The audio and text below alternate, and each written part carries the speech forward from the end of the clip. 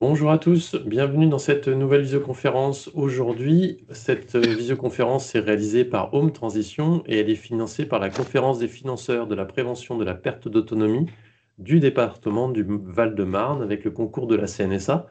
Merci à tous de votre participation. Nous allons aujourd'hui, sous la neige, reprendre une activité physique. Déjà enfiler les moon boots pour braver le mauvais temps et nous rejoindre. Donc, je suis Pascal, je suis là pour répondre à vos questions dans la barre de conversation en direct. Et puis, si vous nous regardez en replay, n'hésitez pas à vous inscrire sur go.movadom.com/visio pour vous joindre à nous sur nos prochaines visioconférences pour être en direct et avoir le privilège de pouvoir poser vos questions à l'intervenant du jour qui est aujourd'hui Frédéric.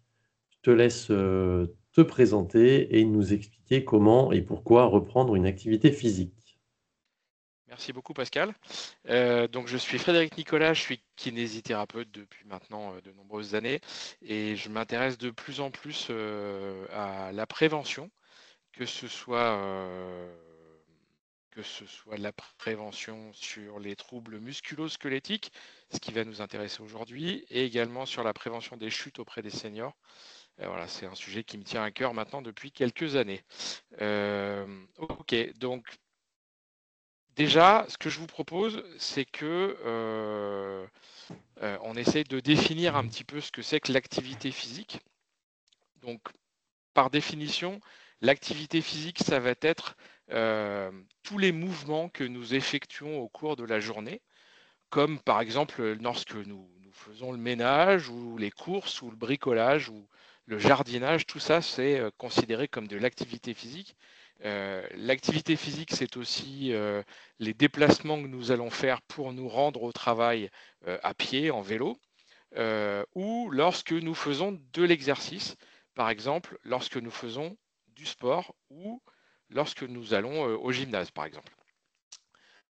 Aujourd'hui, il y a une chose dont on est sûr, c'est que l'activité physique est primordiale pour euh, toutes les, tous les âges. Toute la population doit, et on conseille à toute la population de faire de l'activité physique. Ce conseil de pratiquer de l'activité physique, il est peut-être encore plus important et il est encore plus vital chez les personnes d'un certain âge, car indépendamment pardon, de leur état de santé et de leur capacité physique, les seniors ont tout à gagner à rester physiquement actifs. Parce que même si ces personnes ont du mal à se tenir debout ou à marcher, on peut toujours faire de l'activité physique et en retirer des bienfaits. Et il faut, je pense, si vous devez garder si vous devez conserver une seule chose de cette intervention d'aujourd'hui, gardez en tête qu'il est beaucoup plus nocif pour l'organisme d'être sédentaire que d'être actif. Voilà. Et Pascal, je te propose de passer à la diapo suivante. Merci beaucoup. Alors, quels sont les bienfaits les bénéfices que vous allez pouvoir retirer de l'activité physique? Déjà, il faut savoir que tout va dépendre de votre activité physique de départ et de l'intensité de l'effort que vous allez consacrer à cette activité physique. L'activité physique, déjà, première chose, elle va vous permettre de rester autonome tout au long des années qui passent. Cette activité physique pratiquée régulièrement et pratiquée sur de longues périodes, elle va avoir des bénéfices à long terme sur votre santé. D'ailleurs, hein, si vous documentez un petit peu, si vous lisez, si vous regardez un petit peu les différents programmes liés à la santé ou que vous surfez sur les sites internet qui se rapportent à la santé en règle générale, vous vous apercevez que aujourd'hui, tous les spécialistes de la santé, il y a notamment un monsieur qui est très intéressant, un professeur qui est très intéressant à suivre parce qu'il écrit des choses qui sont très très vraies, c'est le professeur Carré.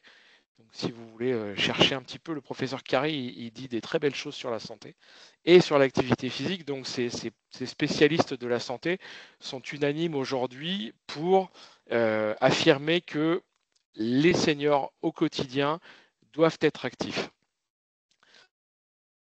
Euh, En plus, l'exercice physique pratiqué de manière régulière et l'activité physique va pouvoir vous permettre de réduire les risques d'apparition de certaines maladies et des incapacités qui sont liées à votre avancée dans l'âge. Cet exercice physique, il va avoir des effets positifs sur nombre de maladies chroniques, tout ce qui est diabète, tout ce qui est troubles cardiovasculaires. Et il y a également des études qui vont montrer que la pratique d'exercice physique de manière régulière va être bénéfique pour toutes les personnes qui souffrent d'arthrite, d'arthrose, de maladies cardiaques, de diabète, mais aussi chez les personnes qui souffrent d'hypertension, les personnes qui souffrent de problèmes d'équilibre ou les personnes qui souffrent ou qui ont des troubles de la mobilité. On détaillera un petit peu plus pourquoi dans la suite de cette présentation. Je vous expliquerai comment est-ce que ça intervient et comment est-ce que ça agit. Un des avantages qui est remarquable sur l'activité physique et en règle générale et le sport en particulier, c'est que vous pouvez pratiquer tout un tas d'activités différentes tout au long de la journée, tout au long de la semaine. Et on peut avoir des périodes qui vont être plus ou moins actives. Vous pouvez être actif pendant de très courtes périodes tout au long de la journée, mais le renouveler plusieurs fois dans la journée. Ou, à l'opposé, vous pouvez avoir une période d'intense activité qui va être beaucoup plus longue, mais ou soit beaucoup plus longue tous les jours, soit beaucoup plus longue un certain jour de la semaine. En gros, cette activité physique, c'est vous qui allez décider quand et comment vous allez pouvoir la pratiquer, et ça en fonction de votre état de santé et de vos capacités.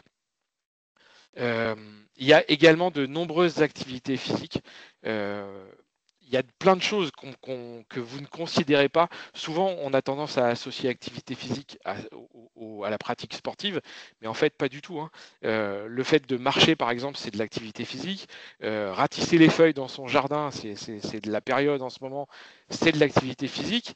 Ramasser la neige, déneiger pour certains, c'est effectivement aussi de l'activité physique. Prendre l'escalier plutôt que de prendre l'ascenseur, c'est de l'activité physique. Tout ça, ça ne peut être que bénéfique pour votre santé. Ce sont des activités qui ne sont absolument pas coûteuses, c'est même complètement gratuit et ça va ne nécessiter aucun équipement particulier. Donc vous voyez très clairement que sans forcément s'inscrire dans une salle de sport, juste en modifiant un petit peu ses habitudes de vie, on peut faire de l'activité physique sur des courtes périodes ou sur des périodes plus longues, tous les jours et tout au long de la journée. Pascal, on va passer à la diapo suivante, s'il te plaît. Merci beaucoup. Alors, attendez, je suis un peu perdu. Toc, toc, toc, toc. Non, c'est bon. La force et la forme physique, ça va être basé essentiellement sur vos muscles, sur ce qu'on appelle le muscle squelettique. C'est le muscle qui va vous permettre de vous tenir debout et qui va vous permettre de bouger, d'effectuer des mouvements. Alors, ce muscle squelettique, il va exercer de nombreuses fonctions.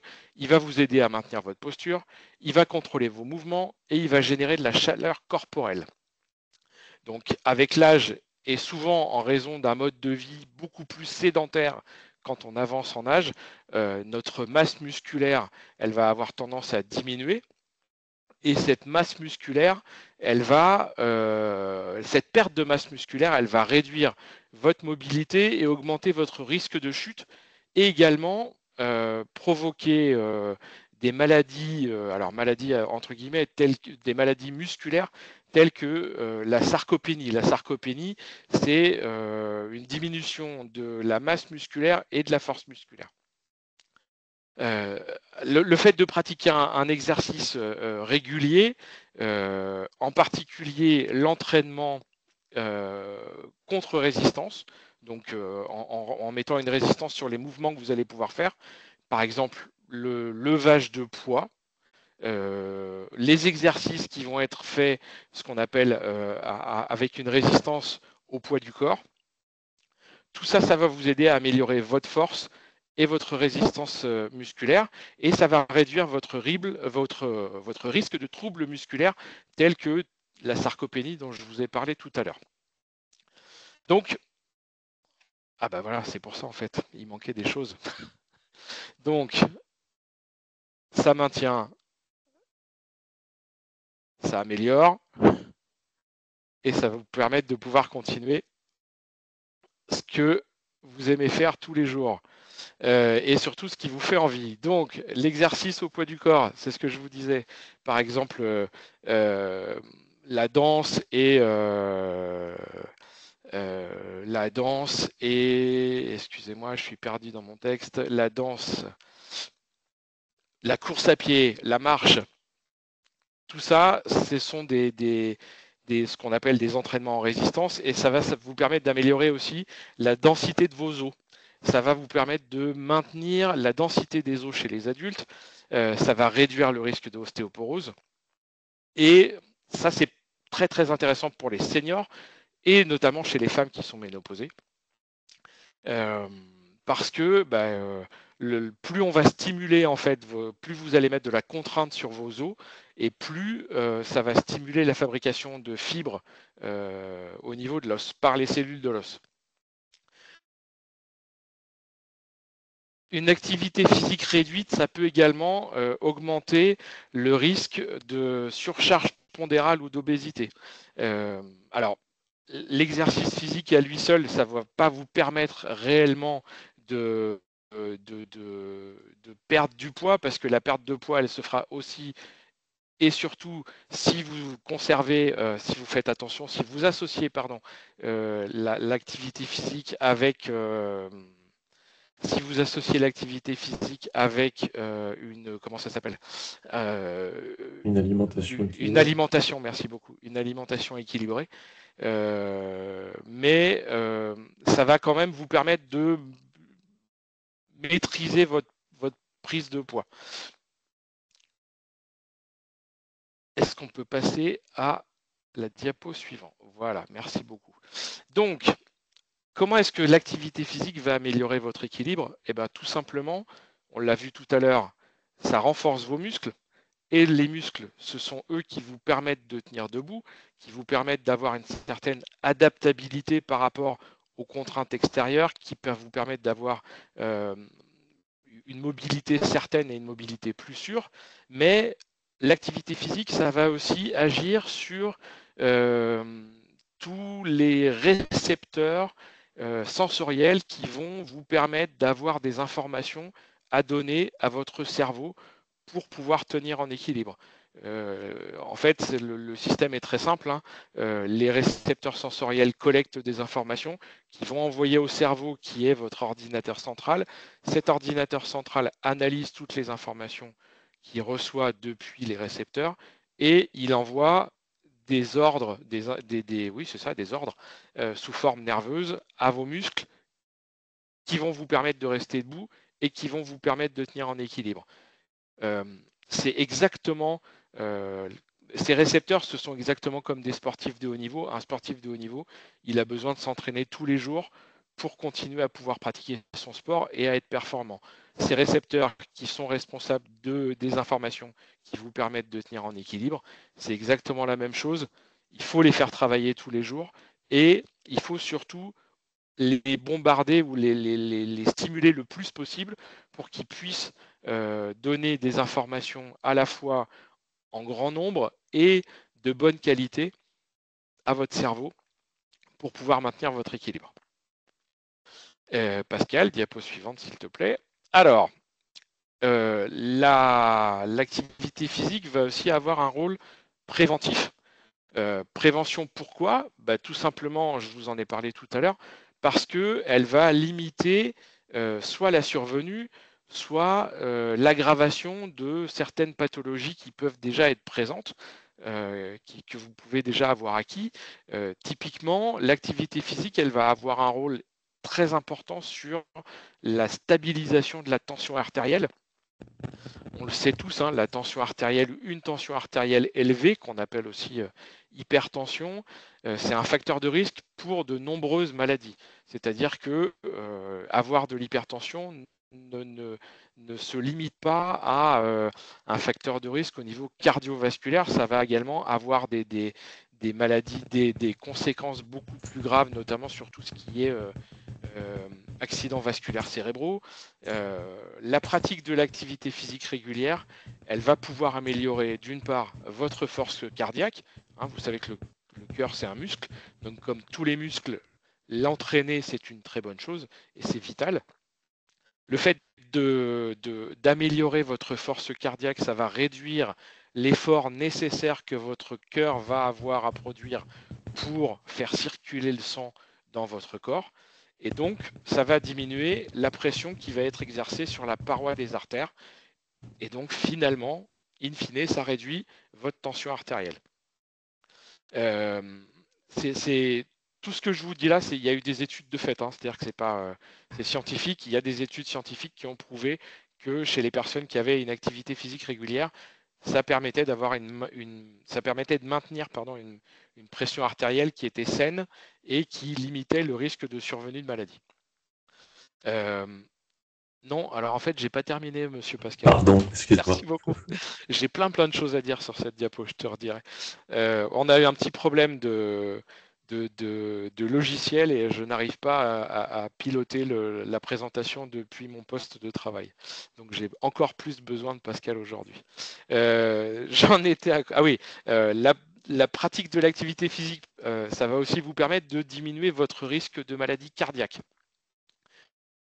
Exactement comme pour les problèmes de tension, scientifiquement, il a été prouvé que pratiquer un exercice régulier, notamment un exercice d'endurance, comme par exemple la marche rapide, la course à pied, ou même, pourquoi pas, le vélo, permettait de diminuer le risque de développer une maladie cardiaque. Ce bienfait, cet atout a été observé chez les personnes de toutes origines, de toute taille, de tout sexe, de tout âge et de toute corpulence. Donc, c'est vrai pour tout le monde, l'activité physique diminue le risque de maladie cardiaque. Les personnes qui sont atteintes de surpoids, les personnes qui sont atteintes d'obésité, qui sont physiquement actives, vont être beaucoup moins susceptibles de développer une maladie cardiaque que les personnes qui sont en surpoids, en obésité, mais qui sont sédentaires. Donc, on est vraiment là sur de la prévention. Autre pathologie que l'activité physique peut permettre de diminuer, voire même de empêcher la survenue, c'est le diabète de type 2. Ça, c'est complètement connu que l'activité physique permet de réguler le taux de sucre dans le sang et va augmenter la sensibilité de notre corps à l'action de l'insuline. L'insuline étant l'hormone qui permet de réguler le taux de sucre dans le sang. Il a été également, toujours la même chose, scientifiquement prouvé, que ça permettait de diminuer le risque d'apparition du diabète de type 1, de type 2. Ça, c'était vraiment, il y a énormément de publications là-dessus. Et aujourd'hui même, si vous suivez un petit peu, on parle beaucoup de tout ce qui est sport santé, de sport sur ordonnance. Il y a énormément de médecins qui vont conseiller à leurs patients qui sont atteints de diabète de type 2 de pratiquer de l'activité physique. Cette activité physique, elle va également avoir un rôle de prévention sur la survenue de certains cancers. Car le cancer, qui est une maladie qui est très complexe, ça va être, son apparition est sous l'influence de plusieurs facteurs qui sont complètement contrôlables. Le tabagisme, la mauvaise alimentation, la consommation importante d'alcool, par exemple, l'exposition prolongée au soleil, tout ça, ce sont des choses que vous pouvez facilement contrôler pour éviter l'apparition de cancer. Mais il y a également tout un tas de paramètres qui sont complètement incontrôlables, que vous ne pouvez pas contrôler, qui vont favoriser la survenue de cancer. On va par exemple citer tout ce qui est facteurs génétiques, les radiations que vous pouvez absorber, que ce soit au cours de votre activité professionnelle ou dans votre vie de tous les jours, tout ce qui est polluants environnementaux également. On en parle d'ailleurs de plus en plus. Là, c'est pareil, il y a des preuves scientifiques qui ont mis en évidence que la pratique de manière régulière d'une activité physique, que ce soit, même en ayant une intensité relativement modérée, hein, ça permettait de réduire le risque de développer certains types de cancers, par exemple tout ce qui est cancer du côlon, cancer colorectal, cancer du poumon. Même chez les femmes, la survenue du cancer du sein peut être maîtrisée en pratiquant ou peut être réduite tout au moins en pratiquant une activité physique régulière. Pascal, diapo suivante, s'il te plaît. Au-delà du côté physique, l'activité physique, la pratique de l'activité physique, la pratique du sport va également avoir un effet sur votre santé mentale ou sur notre santé mentale et sur notre bien-être psychologique. Le mécanisme précis, en fait, aujourd'hui, on n'en est pas tellement sûr. On sait que la pratique de l'activité physique stimule la sécrétion d'une hormone qu'on appelle l'hormone du bonheur. Donc ça, c'est certain. Après, il y a énormément de facteurs d'effets qu'on n'a pas encore complètement cernés. Ce qu'on sait en tout cas, c'est que cette pratique d'activité physique de manière régulière favorise la libération d'endorphines, ce qui permet d'une part, ce qui contribue tout d'abord à soulager les effets du stress sur votre humeur, et surtout, ça va vous permettre, cette libération d'endorphines, d'avoir un sommeil de qualité.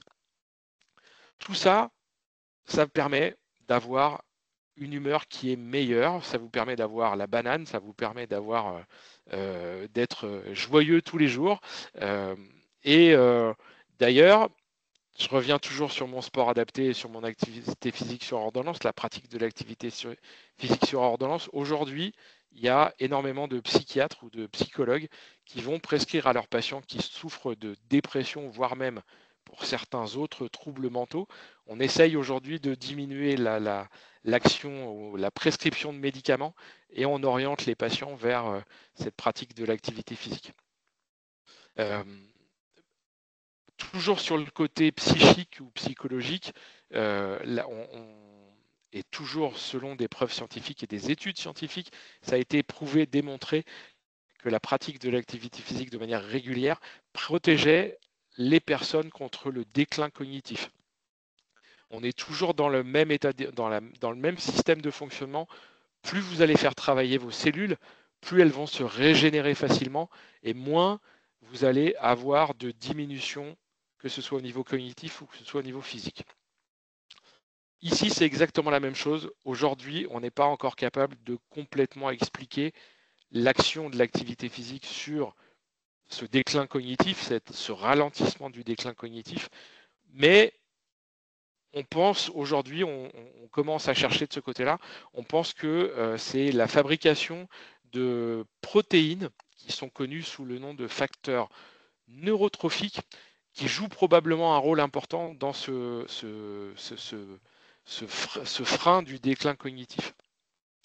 En fait, l'activité physique, tout bonnement, les facteurs de l'activité physique dans ce cas-là, les facteurs bénéfiques, ils vont contribuer à favoriser la croissance et à la régénération des neurones, ce qui permet à la personne d'avoir un fonctionnement cognitif le plus normal possible.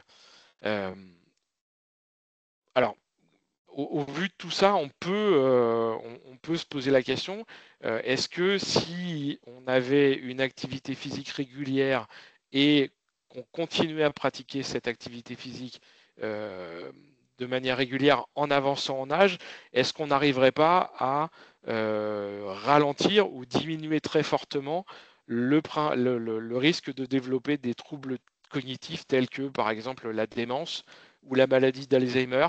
Voilà, aujourd'hui, il y a des chercheurs, que ce soit des chercheurs français dans le domaine de la médecine, qui sont en train de travailler là-dessus et il y a quand même des preuves qui sont relativement tangibles et voilà, ça peut être quelque chose d'intéressant également. Pascal, je te propose de passer à la diapo suivante. Alors, on a vu tout à l'heure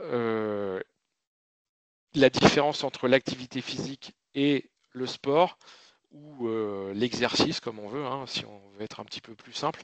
En fait, c'est relativement proches.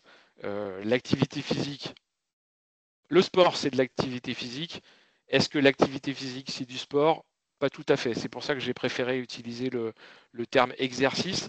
En gros, l'activité physique, c'est les mouvements volontaires que vous allez faire pour brûler des calories, les mouvements volontaires que vous allez faire pour bouger.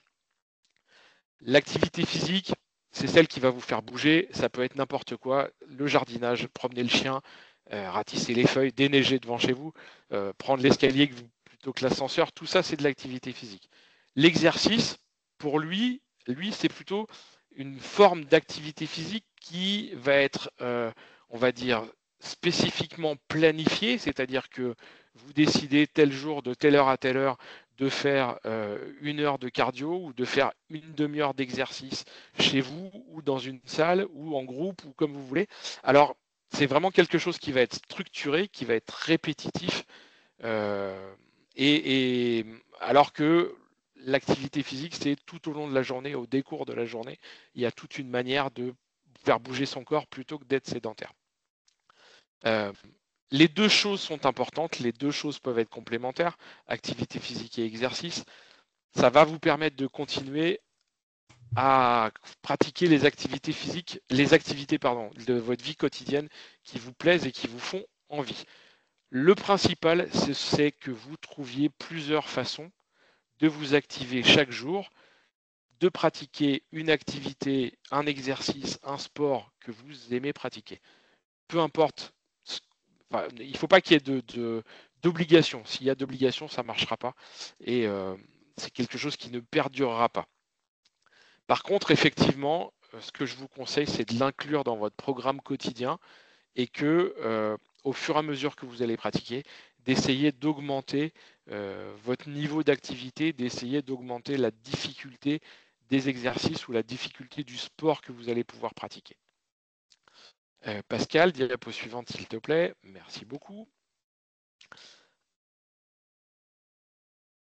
Alors, comment, quand, le matin, le soir, l'exercice. Alors, en gros, il y a 4 grandes catégories d'exercices, 4 grandes catégories de bienfaits ou 4 grandes catégories de choses que vous devez travailler pendant que vous faites de l'exercice ou du sport. Ces 4 grandes choses, ce sont la force, l'équilibre, l'endurance et la souplesse. On va les décrire juste après. Pardon.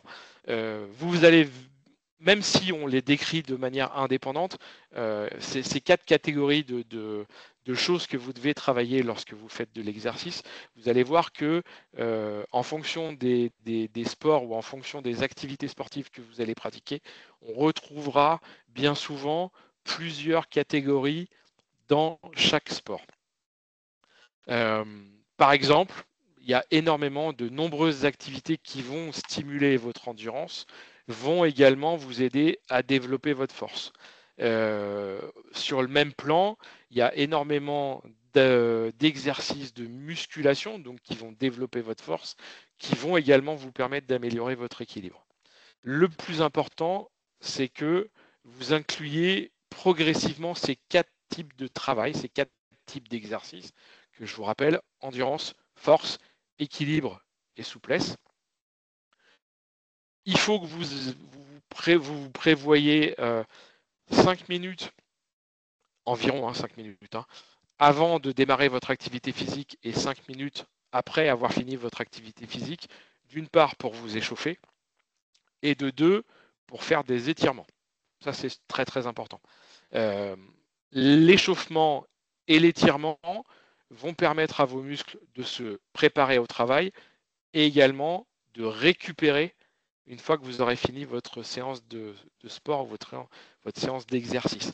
Comme chez les sportifs de haut niveau, ces activités, que ce soit échauffement ou étirement en fin de session, ça va permettre de diminuer le risque de blessure et surtout, ça va vous permettre de réduire les douleurs musculaires que vous pourriez avoir après avoir pratiqué votre séance de sport.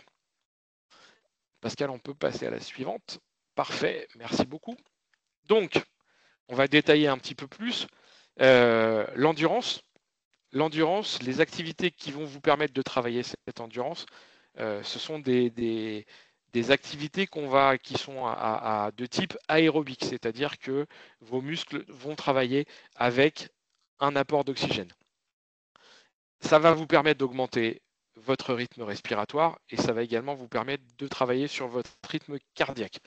Elles vont vous permettre elles vont vous aider à rester en bonne santé, elles vont améliorer votre condition physique et surtout, elles vont vous permettre d'effectuer de manière plus facile toutes vos activités de la vie quotidienne. Les exercices d'endurance, ils vont améliorer la santé de votre cœur, ils vont améliorer la santé de vos poumons et la santé de vos systèmes circulatoires. Ils vont retarder ou prévenir la survenue de nombreuses maladies qui sont très courantes chez les seniors, telles que le diabète, les cancers du côlon, les cancers du sein, les maladies cardiaques. On est vraiment dans le cœur de la prévention. L'endurance, ça a un rôle primordial. Qu'est-ce qu'on peut vous conseiller comme activités qui vont stimuler votre endurance? Tout ce qui est marche, tout ce qui va être travaux de jardinage, le jogging, la natation, le cyclisme. Monter les escaliers, même si ce n'est qu'un étage au début, c'est pas très grave. Ça va vous permettre de travailler votre endurance, ça va vous permettre de travailler votre système cardio-respiratoire. Et après, voilà, si on passe sur du sport proprement dit, tout ce qui est tennis, basket, enfin voilà, il y a tout un tas d'activités que vous pouvez trouver pour travailler votre endurance. Pour les personnes qui aujourd'hui décident de reprendre une activité physique parce qu'ils sont restés sédentaires trop longtemps, vous n'avez pas besoin de démarrer sur des 1 heure de session sportive ou 1 heure d'exercice. Commencez par des temps très courts. Vous faites plusieurs fois 5 minutes dans la journée, par exemple, ou 10 minutes. Les recommandations du corps médical, c'est d'avoir au moins 30 minutes d'activité d'endurance à intensité modérée tous les jours. Comment est-ce que vous pouvez savoir si vous allez trop loin, si vous en faites trop? Eh bien, tout simplement, être à l'écoute de son corps, ça va vous permettre de savoir si votre corps résiste, si votre corps accepte ce que vous lui demandez de faire. Est-ce que la pratique de cette activité physique va vous donner la nausée? Est-ce que le soir, vous êtes trop fatigué? En règle générale, ces activités d'endurance, elles ne doivent pas avoir vous ne devez pas être exagérément essoufflé quand vous les pratiquez. En gros, comment est-ce que vous pouvez savoir si vous êtes trop essoufflé? C'est très simple. Est-ce que vous arrivez encore à parler ou est-ce que l'activité physique que vous pratiquez vous empêche d'avoir une parole claire et précise? Vous ne devez pas non plus avoir de signes de vertige. Vous ne devez pas avoir de signes de douleur ou de pression dans la poitrine. Et dernière chose, vous ne devez pas avoir de sensation de brûlure à l'estomac. Si je peux me permettre pour illustrer Ouais, tes propos, je ne sais pas avec si vous avez plaisir. regardé le match de rugby France-Nouvelle-Zélande. Il y a un essai de Louis Biarré qui a couru à 35 km/h. Il a été flashé à 35 km/h pour marquer un essai. On le voit, j'ai vu une vidéo ce matin après le match, quand les équipes se serrent la main, quand ils sont encore sur le terrain, on le voit qui s'écarte et qui vomit ses tripes parce que là, il a dépassé son seuil. Voilà. On aurait dû la faire plus tôt, cette conférence, en fait. Tu vois. Ouais. Ça aurait été... Et il n'aurait pas marqué. Ouais, c'est ça. Bon, alors, on ne change rien. Alors, après l'endurance, on va s'intéresser à la force musculaire et comment gagner en force musculaire. Alors, gardez à l'esprit que même une toute petite augmentation de votre force musculaire peut faire une grande différence dans votre capacité à rester autonome et à votre capacité à mener des activités de votre vie quotidienne telles que monter les escaliers ou porter vos sacs de provisions. Vous voyez, là typiquement, on est, ce que je vous disais tout à l'heure, monter les escaliers, ça va vous permettre à la fois de travailler votre système cardiovasculaire, mais ça va également vous permettre de renforcer vos muscles. Et l'illustration du Père Noël avant. C'est ça, il s'est bien entraîné, je crois, Ouais. parce qu'il a beaucoup de boulot encore. Euh, Comment est-ce qu'on fait pour gagner en force musculaire? Eh bien, tout simplement, il faut contraindre le muscle, c'est-à-dire qu'il faut utiliser des poids pour le faire travailler et pour augmenter la résistance que vous allez lui demander, ou la résistance à l'exercice que vous allez lui demander de réaliser. Deux solutions, soit vous utilisez des poids et haltères, ou alors maintenant, moi j'utilise ça beaucoup au cabinet parce que je trouve ça super, beaucoup plus agréable que les haltères, c'est d'utiliser des bandes élastiques pour faire de la résistance. Donc ça, vous trouvez ce type de matériel chez toutes les grandes enseignes de sport avec un grand D à devant au niveau qui commence par un grand D, ou même chez nos amis en ligne. Enfin voilà, il y a tout un tas d'endroits où vous pouvez trouver. Ça coûte rien du tout, ça prend pas de place. Vous pouvez même partir en vacances avec. Vous pouvez partir chez vos petits enfants avec pour Noël, avec ça dans votre sac de voyage. C'est génial. C'est très simple, hein, il y a différentes résistances, différentes tensions au niveau de la bande, et comme ça vous permet de progresser dans les exercices que vous allez faire. Une chose très importante également, il faut que ce soit un travail, comme tout à l'heure pour l'endurance, il faut que ce soit un travail qui va être fait en aérobie. C'est-à-dire que vous ne devez pas retenir votre souffle pendant les exercices de renforcement musculaire. Typiquement, le bon geste ou la bonne manière de faire, c'est de souffler pendant que vous faites l'exercice. C'est-à-dire pendant que vous allez contracter votre muscle, vous devez souffler, vous devez relâcher la pression. Pourquoi est-ce que je vous dis ça? Tout simplement parce que le fait de bloquer votre respiration pendant que vous allez faire l'effort, ça va entraîner des modifications de votre pression artérielle, notamment chez les personnes qui sont atteintes d'une maladie cardiaque, mais ça peut aussi être dommageable chez les seniors parce que vous êtes déjà sujet à une fragilité au niveau de vos tissus artériels et aux tissus cardiaques. Donc surtout, on ne bloque pas sa respiration pendant qu'on fait l'effort.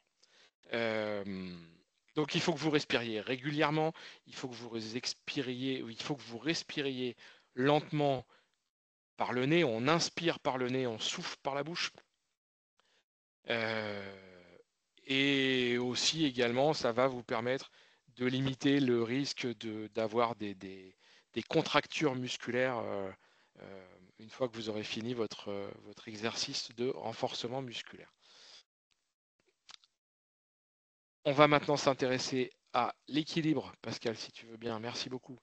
Les exercices d'équilibre, ils vont être intéressants. Pourquoi? Ils vont être intéressants parce qu'ils vont vous permettre de prévenir les chutes, tout simplement. Qui est quand même un problème qui est assez important chez les personnes d'un certain âge. Dans ce travail de l'équilibre, qu'est-ce qu'on va vous proposer de faire ou qu'est-ce que vous pouvez faire? Et bien, tout simplement, et on retombe encore dans l'ambivalence ou la complémentarité des exercices d'activité physique.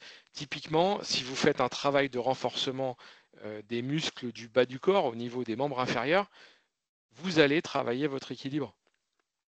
Qu'est-ce qu'on peut citer comme exercice ou comme activité physique qui se rapproche de ça?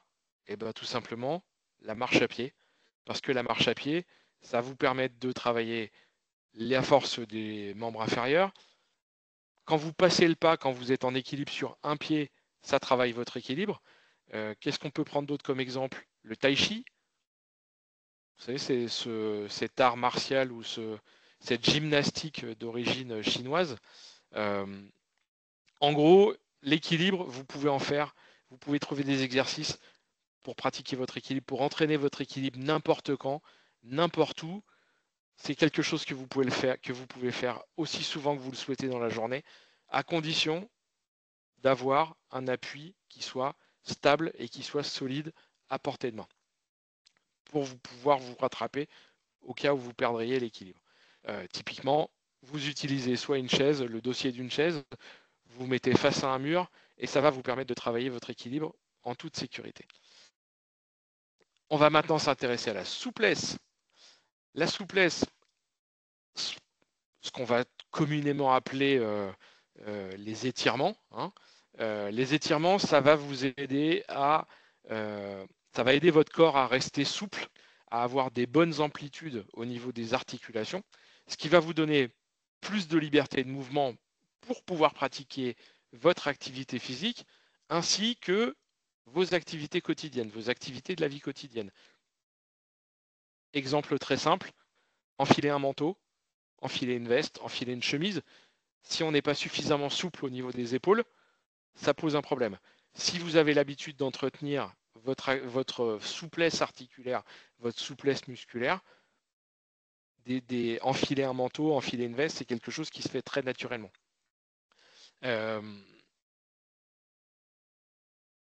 Attention, là pour le coup, les exercices d'étirement, les exercices de souplesse, ça ne va pas améliorer votre endurance et ça ne va pas améliorer votre force musculaire. Vous n'aurez pas de gain en endurance et de gain en force musculaire en pratiquant régulièrement des exercices d'étirement. Je vous disais tout à l'heure qu'il fallait que vous gardiez 5 minutes après avoir fait votre séance sportive, votre séance d'activité physique, pour pratiquer des exercices d'étirement, tout simplement parce que ça va permettre à vos muscles de se relâcher après s'être contractés de manière intensive et répétée.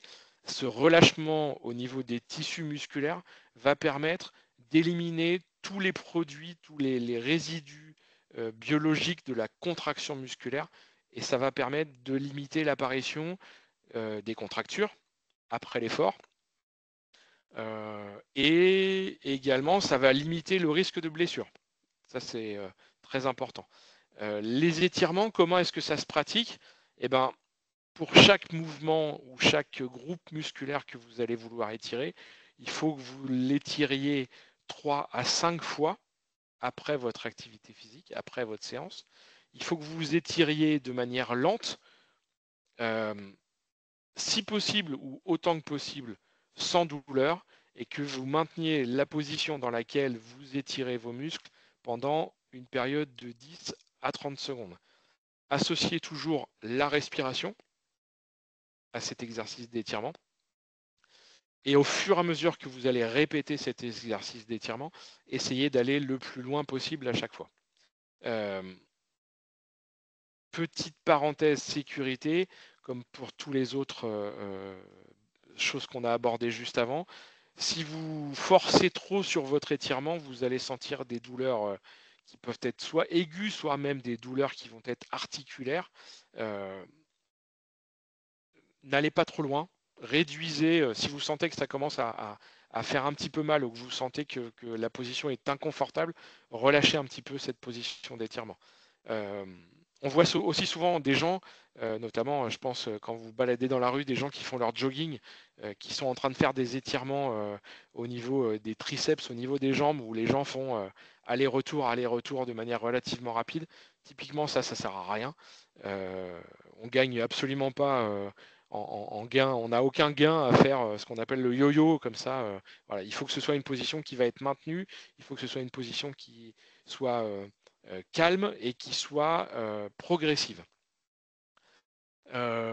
Et qu'est-ce que je peux vous dire d'autre au niveau des étirements? Est-ce que évitez comment je vais vous dire ça? Évitez de verrouiller vos articulations.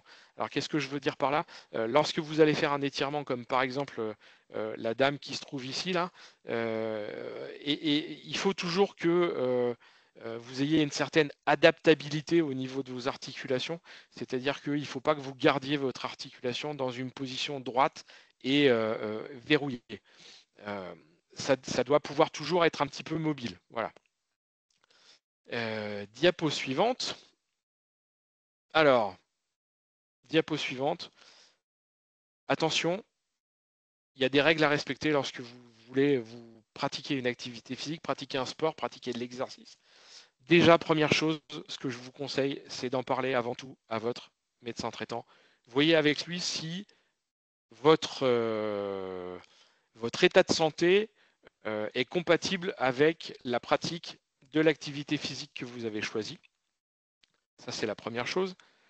Deuxième chose, il faut que vous pensiez toujours à bien vous hydrater. Ne partez jamais faire une séance de sport ou d'exercice sans partir avec votre bouteille d'eau. Je crois, Pascal, que la troisième chose, c'est l'alimentation. Est-ce que je me trompe? Non. Bravo. Pensez surtout à avoir une alimentation qui va être saine. Ça, c'est logique, mais surtout une alimentation qui va être équilibrée. Protéines, glucides, lipides. Et le dernier, nutriments à tous les repas. Et la dernière chose, lorsque vous pratiquez une activité physique, pensez à avoir un chaussage qui soit le plus confortable et le plus adapté possible. N'hésitez pas à investir un petit peu d'argent dans une paire de chaussures adaptées que vous n'allez utiliser que pour ça. C'est quelque chose de très important parce que ça va vous éviter de vous blesser, ça va vous éviter d'être également dans des situations inconfortables qui risqueraient de vous dégoûter ou de vous empêcher de pratiquer votre activité physique. Voilà. Et si je ne me trompe pas, je pense que nous en avons fini. Très bien. Merci pour votre attention. Merci Frédéric. Avant de répondre à vos questions, vous pourrez ouvrir vos micros et vos caméras dans quelques minutes.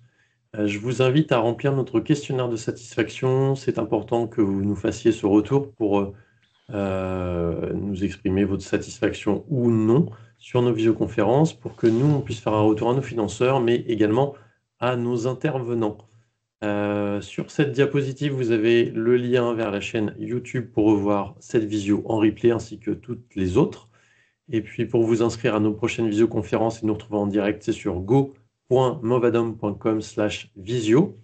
Et puis sur le site internet movadom.com, vous pouvez toujours retrouver gratuitement le livre audio et les podcasts à télécharger sur le déménagement des seniors. Si vous avez la moindre question, vous nous envoyez un petit mail à contact@movadom.com. Et merci encore à la Conférence des financeurs de la prévention de la perte d'autonomie du département du Val-de-Marne et à la CNSA. Merci beaucoup Frédéric pour tous ces conseils et on se retrouve dans quelques instants pour les questions-réponses.